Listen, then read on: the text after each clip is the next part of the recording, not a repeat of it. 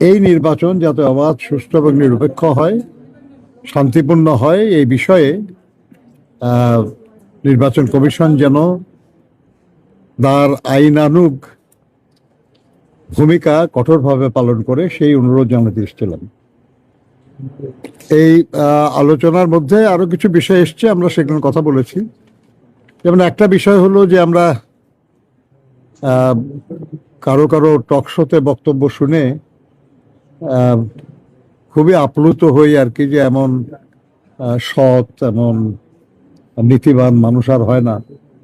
কিন্তু সেরকম মানুষদেরকে আমরা দেখলাম যে ভোটারদের নগদ টাকা দিচ্ছেন। এই ধরনের ব্যাপারগুলি এক ধরনের চ্যালেঞ্জিং ব্যাপার।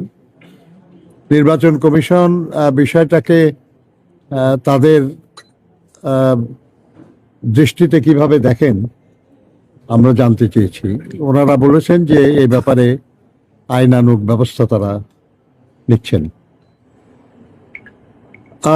আমরা আরো বেশ কিছু বিষয় আলোচনা হয়েছে আমাদের মধ্যে, এগুলো কোনো ব্যাপার না। আমরা মূলত যেটা বলেছি তাদেরকে সেটা হলো যে নির্বাচনী আইন এবং আচরণ বিধি অনুযায়ী যাতে সবাই যার যার ভূমিকা পালন করে, এটা যেন কঠোরভাবে মনিটরিং করা হয় এবং বাস্তবায়ন করা হয়। এই ব্যাপারে যেন কেউ এমন ভূমিকা পালন না করে যাতে মনে হয় যেন তারা কোনো বিশেষ দল বা কোনো প্রার্থীর পক্ষে, এটা যেন না হয়। এবং আমরা এটাও বলেছি আর কি, যে যদি এমন কাউকে পাওয়া যায়, যদি বাজারে নানান কথা আছে, আপনারা জানেন যে পত্রিকায় কত খবর, কয়জন ডিসি কোন দলের, কয়জন কোন দলের ইত্যাদি, আমরা এগুলো বিশ্বাস করি না। আমরা মনে করি যে এগুলো অনেক সময় উদ্দেশ্য প্রণোদিত ভাবে করা হয়। কেউ কেউ এর দ্বারা নিজেদেরকে ক্ষমতাবান ভাবারও চেষ্টা করেন, মনে করেন আর কি যে তার সমর্থকদেরকে বোঝানোর চেষ্টা করেন যে তাদের প্রভাব অনেক বেশি, কাজে নিশ্চিন্তে কাজ করো, যা যা করার, কিছু হবে না আর কি। কাজে আমরা এগুলোকে গুজব হিসেবেই দেখতে চাই।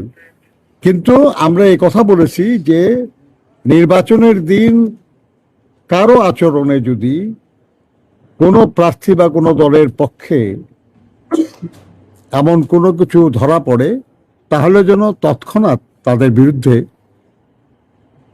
শাস্তিমূলক ব্যবস্থা নেওয়া হয়, এটা আমরা বলেছি। একটু আগে আমাদের একজন সহকর্মী জিজ্ঞাসা করছিলেন যে নির্বাচনের মাত্র আর একদিন বাকি, আমরা কি অবস্থা হয়েছে, কি কি মনে কি আপনি বলতে দিয়েছেন, মানে আপনারা তো সার্বিক পরিস্থিতি কি দেখছেন, নির্বাচনের জন্য কতটা সুস্থ পরিবেশ আছে? পরিবেশ আমরা মনে করি যে এখনো এমন না আর কি, যাতে মনে করা যায় যে নির্বাচন বাধাগ্রস্ত হবে বা বিঘ্নিত হবে, মনে হয় না। অবশ্য এখনো আরো একদিন সময় আছে, কি হবে আমরা জানি না, কিন্তু আমরা আশা করি যে পরিস্থিতি অবনতি হবে না। এই কারণে যে যারা এখন নির্বাচনে অংশগ্রহণ করছে তারা সবাই গণতন্ত্র পুনঃপ্রতিষ্ঠার লড়াইয়ে আমরা কোনো না কোনো ভাবে যুক্ত ছিলাম। যারা এর বিরুদ্ধে ছিল তারা তো নির্বাচনেই নাই। অতএব আমরা আমাদের আচরণে এমন কেন থাকবে যাতে নির্বাচন ক্ষতিগ্রস্ত